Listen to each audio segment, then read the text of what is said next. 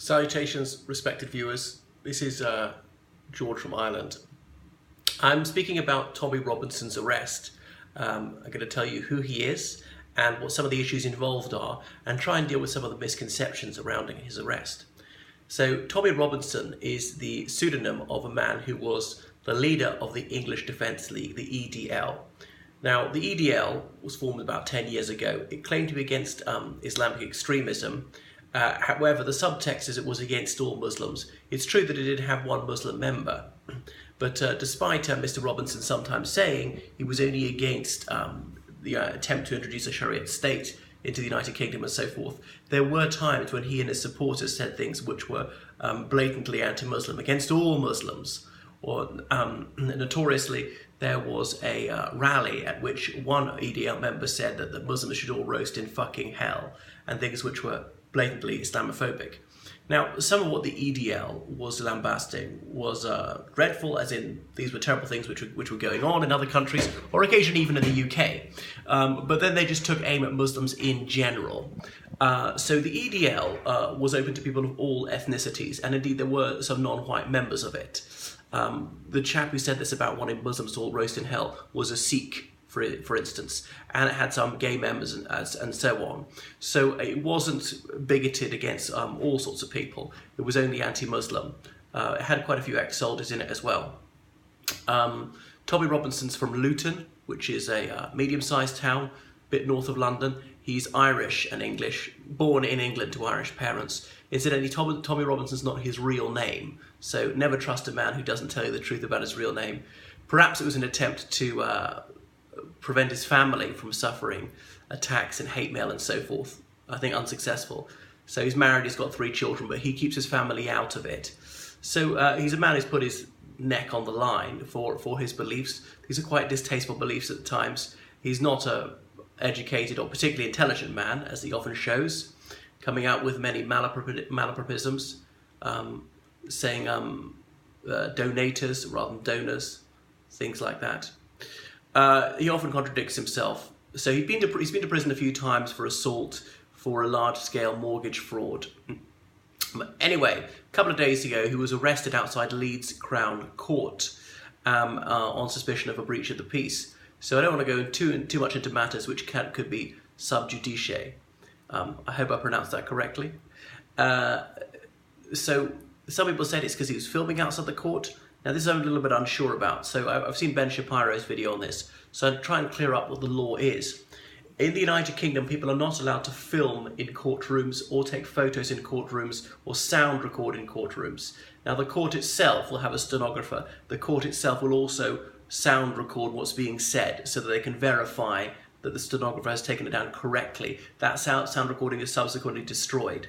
Perhaps it's an odd rule, but they don't want to turn the court into sheer entertainment, things like that. And people are not even allowed to draw in courts. So to illustrate what's going on in courts, there are certain artists who specialise in painting or drawing barristers, witnesses, judges, and showing these outside. It seems overly stringent to me, that rule. So I don't know that they've ever said, oh, you're doodling in court, you're in jail, anything like that.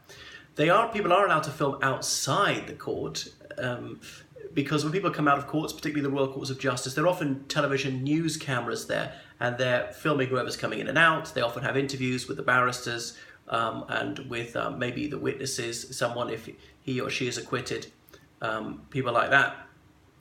But filming or taking photos in the immediate precincts can sometimes be forbidden. Now, it's not entirely clear to me what counts as being inside the court, what counts as being outside the court. The foyer, likewise, not to film, sound record, or take photos there. People who take a photo in a courtroom can be found guilty of contempt of court, can go to prison for a few days. So this is taken extremely seriously indeed. It seems unduly onerous to me. Anyway, that is the law. The United Kingdom has the general principle of open justice, which is to say that the media are entitled to observe trials and to report them. They've got to do it in a fair manner. He said this, she said that, and quote people directly, must be accurate. and say the trial continues, or if someone denies allegations, that must be stated as well. If things are alleged rather than proven, it must be saying he is alleged to have burgled the house. You're not allowed to print he burgled the house if the trial is ongoing. So that's the way it works. Now, there are exceptions where sometimes trials can be held in camera, which is to say with the public and the press excluded. These are highly unusual matters of national security. Occasionally trials involving children.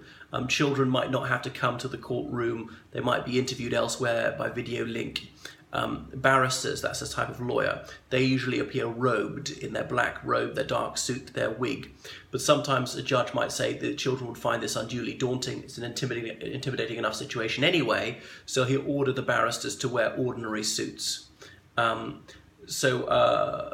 Robinson, he was protesting about some case or other, and he's always disseminating the notion that huge numbers of Muslims are seducing and or raping underage children. Now, this crime has certainly occurred. People of all faiths have committed this crime. Is it disproportionately people of one religion are doing it? It might be that it is, but we shouldn't go from there to demonizing the Muslim community as a whole. It might be this problem is more prevalent in that community, but the great majority of Muslim men are entirely innocent. So this is the trouble with people like Tommy Robinson and the EDL. He's now left the EDL, is that they spread hatred against a particular religious community. And that's what I object to about him.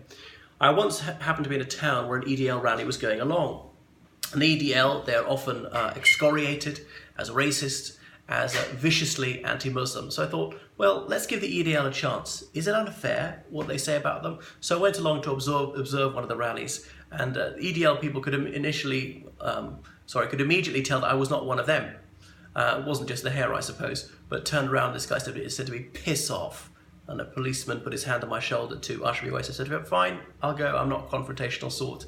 And I did speak to a couple of the EDL guys on the street and in the train, and I was saying, you're very concerned about these abhorrent crimes which have been committed against children. Surely the problem here is the crime and not the faith. And the people are doing this, they're doing something which is against their religion anyway, and it's been denounced by the vast majority of Muslims. Muslim children are the victims of this sometimes. Don't Christians do this too? I was brought up as a Catholic, and there's been a significant and persistent problem with the Catholic Church of a similar nature.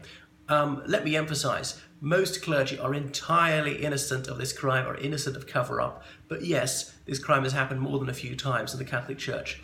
It would be utterly wrong to come up with a blanket condemnation of the Catholic community, or even just of Catholic clergy. You could get to the stage where somebody's religion could be adduced in evidence against them. So we mustn't besmirch the reputation of an entire religion. And I'm afraid that's what Tommy Robinson and his lot do. They don't have much subtlety to them. They can't appreciate this. It's more than a nuance that some members of a faith community do such and such. What they do, people like the EDL, is they take the worst behavior amongst a certain religion and try to suggest that everybody in that religion is either directly or indirectly guilty of that, and we should get rid of them. So that's Tommy Robinson. He allegedly committed breach of the peace, so we'll see what happens. Now, some people let their mouths run away with them. They're very excitable, and they think they're incredibly clever and brave to subscribe to the most wacko conspiracy theories, saying the United Kingdom is becoming an Orwellian state. It's a very long way from that. And people are allowed to report on the arrest of Tommy Robinson. Look it up on the BBC website. It's there that Tommy Robinson was arrested a few days ago.